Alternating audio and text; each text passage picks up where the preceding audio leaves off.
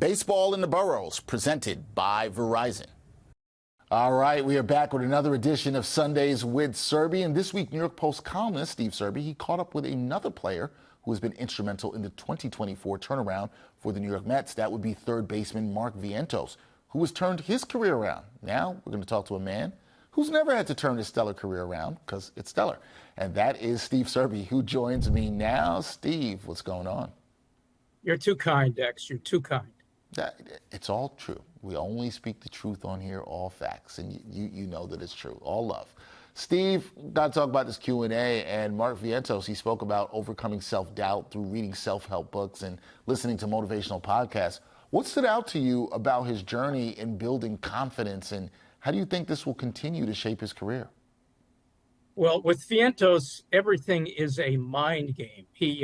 His quote to me was, and I've never heard this before from anyone, "My mind is constantly making fun of me." His mind tells him, okay, you may have made it, maybe you did this great, maybe you hit a home run, maybe you knocked in the winning run, maybe you had yourself a walk-off home run, which he did earlier in the year, but what are you going to do next? Let's see you do it again. So for him, it's a never-ending cycle of competing with his own thoughts, with his own self. Now, he overcame all these doubts when he was young, when he didn't recognize how good he could be. So this journal that he keeps helps him spiritually and emotionally with overcoming these doubts and eliminating these doubts. And this is a guy who is driven to be a success. And I'm driven to get this sport jacket on to try to get a laugh out of Dex. But anyway, are you there, Dex? Are you there? I'm here. I'm here, and I see the sport jacket. And this is the second week in a row we've had a wardrobe change by you in the middle of the interview. Can you explain for the people why the wardrobe change? Well, again, it's a matter of me trying to emulate Dexter Henry. You know, Vientos calls himself Swaggy V. Swaggy V.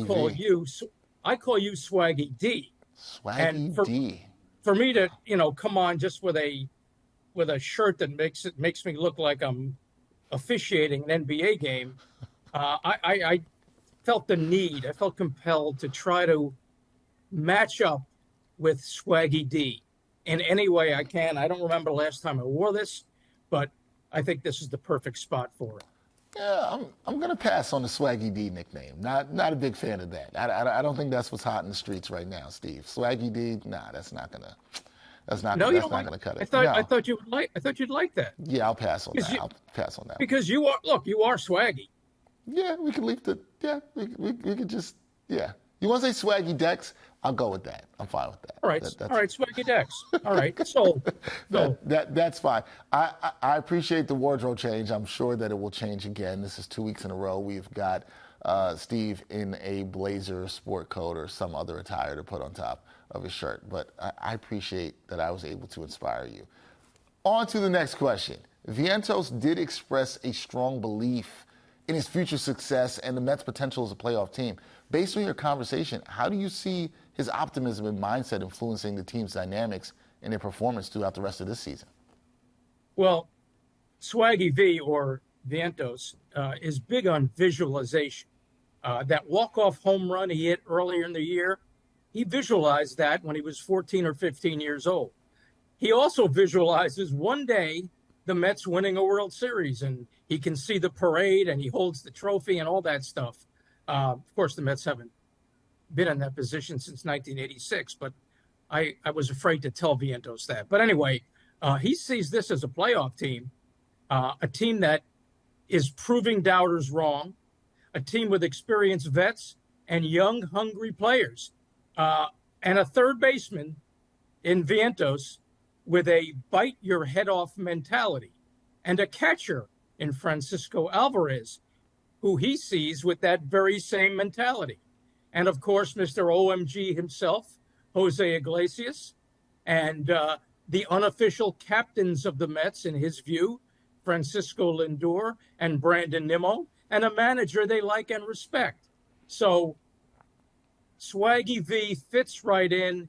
He's one of the baby Mets from a year ago who is blossoming before our eyes, and he will be an all-star one day. He vows, he sees him being an all-star one day. Doesn't know if it's going to be next year or 5 years from now or 10 years from now, but his visualization and his drive to better himself every day lands him in the all-star game in his eyes.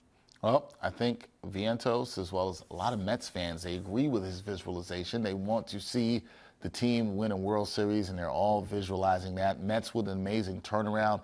Vientos with an also amazing turnaround to his career as he's producing in 2024. Go check out Steve Serby's Q&A with Mark Vientos. It is a good one. Steve, we will see you next week. And now it's happened 2 weeks in a row. I'm expecting a trend in that you're going to have some other outfit change during our next interview.